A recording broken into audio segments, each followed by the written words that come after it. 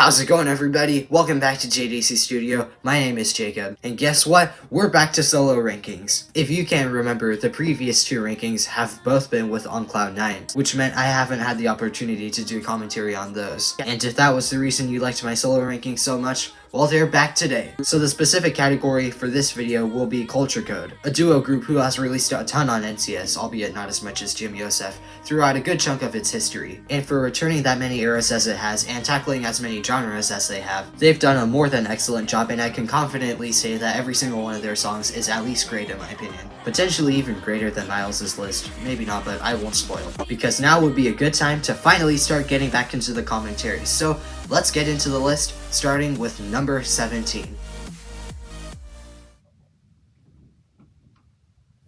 Oh man, why can't I edit that part out? It better not be something to do with those stupid glitches. Could whoever is behind it be coming up with a smarter plan? Oh, I sure hope not.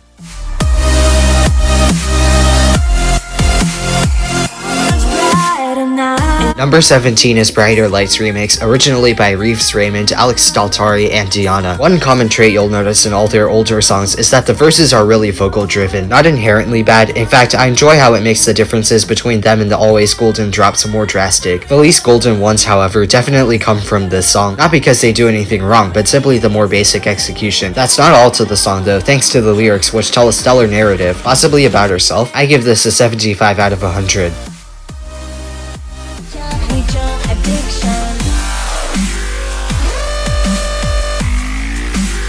Number 16 is Your Addiction remix, originally by Jewel and Zero. This has potentially the single heaviest drops in the older half of their discography, and the period has quite a few of those. You may be wondering then why I put it below all but one of its competitors, and unfortunately the lyrics really weigh this down. But to Culture Code's credit, I guess they weren't the ones that wrote them, and the content they did produce hit like a bomb. Not as much as their most recent edition though. I give this an 82 out of 100.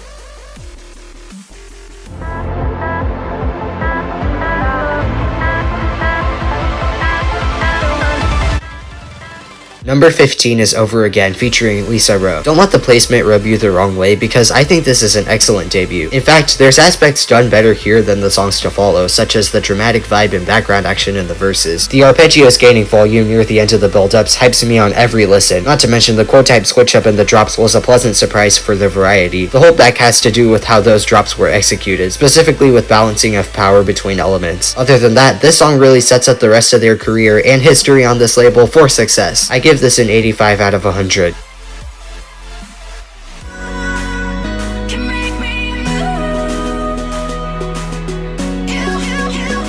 Two years ago, technically. But after all that time, I still think much of what I said is in line with my current opinions. Except for the intro sounding creepy. I have no idea where I got that from, to be honest. Seems like I wasn't too familiar with mislabels back in the day either. I give this an 85 out of 100.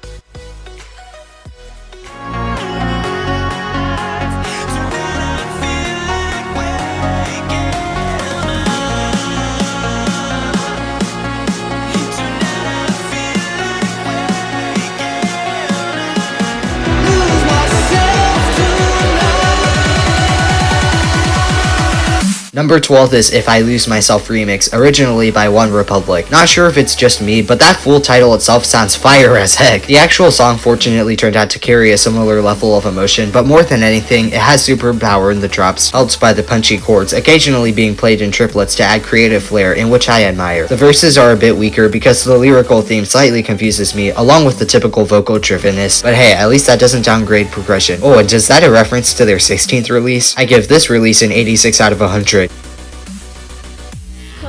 From the part of my heart that should never say goodbye.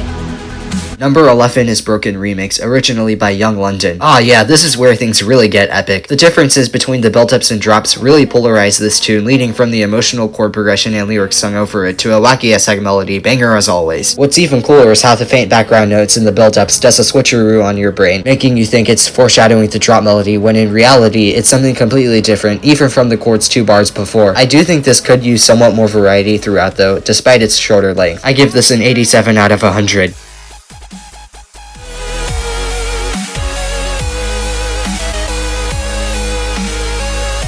Number 10 is Sedated Remix, originally by the two friends and Jeff Sontag. And wow, these guys made this insanely different from the original, changing the genre and pitching up the whole song 4 semitones. Yeah, those shifts are definitely an upgrade. The drops are simply elite, leaving even more of an impact on me than in Broken Remix, which is why this barely outweighs it. More uses of triplet rhythms are conveyed here, however, only certain elements catch on, while others simultaneously play in regular 4/4. Again, it's not any higher than it is due to repetitiveness, albeit this is the shortest of all songs mentioned thus far, making it more excusable. I give this an 87 out of 100.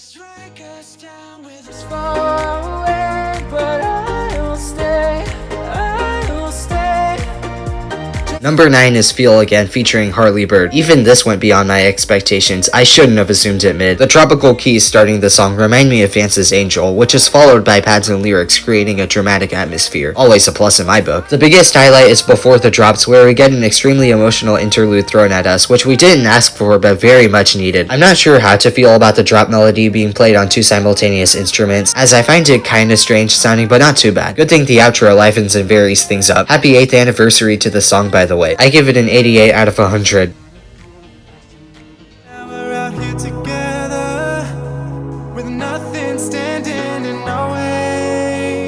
Number 8 is Electricity featuring Michael Shanga. Now this one is complicated. The thing is, I adore almost everything about this song. The lyrics, melodies, chord progression, emotional impact, build-up, foreshadowing, all done even better than Feel Again. Oh, and you can't forget every element of the drop. That is, except for the kicks. Yeah, I'm not sure what they were going for, but they're super underwhelming for all that the prior sections and elements had me anticipating. And to think they went from the 2013 dubstep remix era with some of the heaviest kicks known to man to this just 2 years later, it's a bit baffling, but don't get me wrong. This is an excellent song, again, for everything else it has to offer, and it most definitely would be a top 100 ad if only those dang kicks were more prominent. I give this an 89 out of 100.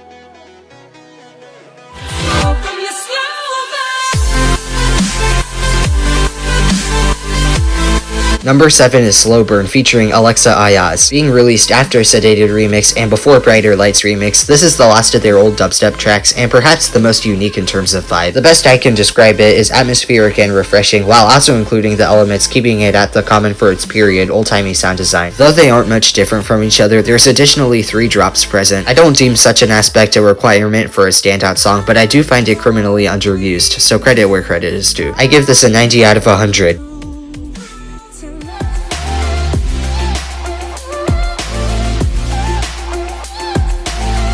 Number 6 is Fairy Tale featuring Amanda Collis. It took a few listens to fully get into this, but it was definitely worth it. Nowadays, I find myself singing the lyrics in a loop often, proving how addicting the listen is, despite the words themselves not making a whole lot of sense to me. But what I ultimately care about is the instrumentation, and forget I called Slow Burn unique, as this is on another level from that, helped in part by the genre, and of course, angelic sound design throughout, fitting for the title. Highlights include the super emotional piano in the intro and first verse, the non-obvious chord progression switch up, and the creative perk of including snippets of the vocals pitched up an octave in the drops, something I feel Culture Code has consistently executed better than other artists who attempted the same. This must have also used an Alex Grindo style scheme to make things feel longer than they are, especially with the verses and chorus outro. I give this a 90 out of 100.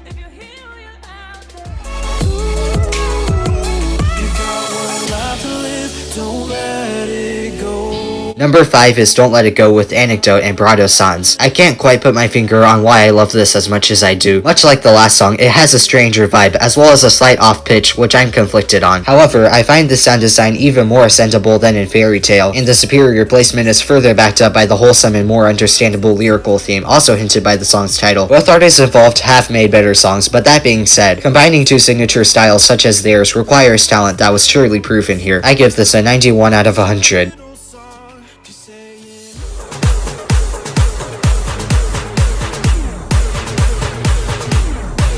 Number 4 is On My Own featuring Brenton Matthias. We finally reached the best of the ancient era, surprisingly not one of the melodubs, but I digress, every single one is of course awesome. Basic structuring like seen here is often frowned upon, though I appreciate it for the classic vibes along with the extended intro and outro. A really creative sequence trick I don't recall hearing anywhere else was the power down effect on each 4th beat near the end of the intro build-up. Part of me wishes for more lyrics as the theme feels slightly incomplete, but Brenton's vocals are soothing as always. All these elements create an ahead of its time banger. I give it a 94 out of 100. This is currently my 93rd favorite NCS song.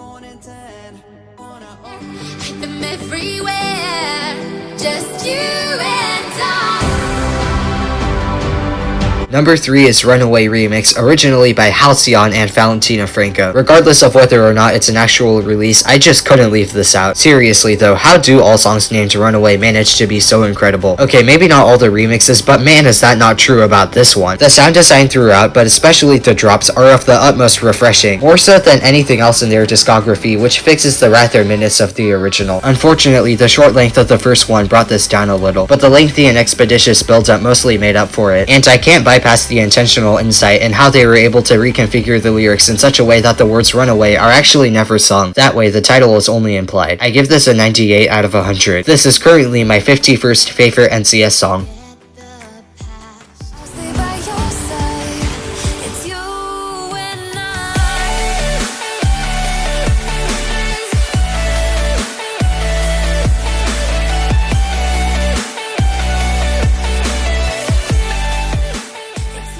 And number 1 is...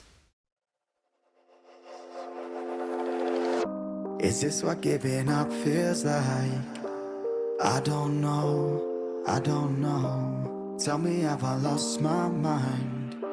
Nowhere to go, so far from home. Is this what giving up feels like? Not giving in. And yeah, it just came to my attention that this is actually their only solo original work on the label. The fact that this and You and I, their 2 most recent releases, made the top 2 of my list shows that their evolution has gone primarily upward, while, as I expressed in the intro, also staying great throughout every season. And let me tell you, they could not have made a more perfect music choice for the last moments of the old NCS logo in the end of 2023 mixtape. Why do I say that? Because of how utterly impeccable everything is. Kicking things off with the pulsating G minor effect, despite the actual song key being G minor, my second favorite key and potentially my most favorite depending on the situation, this one most definitely included. My second favorite key and potentially my most favorite depending on the situation, this one most definitely included. The most melancholy keys set the chord progression and act as background for the verse. And yes, there's only one as well as 2 drops. However, for such a finalizing song, I actually think a short length is fitting. The lyrics sing along the lines of possibly the best theme known to man, which is about not giving up no matter what. What's to beat that, really? As they sing on, dramatic drums and building orchestral accompanies ensue. In less than a minute, we've embarked on such an adventure that is only going to get more exciting, more ambitious, and more of an experience from here, which the pause right after the first instance of the title embodies. Next thing we know, everything comes rushing back heavier than the drop of a roller coaster. Oh, but they weren't done, not even close. Because the buildup is when the electronic instruments, specifically drums, finally take the stage with the most power we've seen yet. Although the genre is only now revealed, progression still doesn't feel slow due to all the aforementioned. Not only does the fact that it's melodic dubstep feel like a full circle moment upon remembering how the duo started their career, but as On Cloud 9 perfectly described it, when the drop hits, the whole universe goes down with it. And there's still more! Out of nowhere, a rock guitar riff explodes into madness, and I can just hear the entire corporation screaming at the top of their lungs, calling to every NCS fan in existence to witness the old logo's final moments. I imagine the countdown to take place in the soon-to-follow final build-up, where all the power everything so far has accumulated is multiplied by 1,000,000. Then a bar of lyrical hook before the tail on the end starts crumbling before our very eyes. Within this behemoth of a last drop lies a bro step section followed by a melodic once again. Deep basses, aggressive basses, slashy basses, chiptune fills, and even a chord progression change for good measure, all included, all meant to be. Potentially the best part of this entire thing is how standout elements from their previous songs were upgraded in such a way I didn't even think were possible to improve, just to make this inexplicable, life-pondering, monumental song even more of a masterpiece. Only one other song on the entire label has been able to top for me. I'm sure everyone knows what that song is. But considering everything I just said about this freaking anthem of a masterpiece, I gotta be honest, what other rating were you expecting me to give it than an 100 plus out of 100? This is currently my second favorite NCS song, and I'm certain that's not going to change for an incredibly long time. The practical dynamic duo of NCS might not have returned for over 3 years since dropping this, but maybe, just maybe, it was for the best.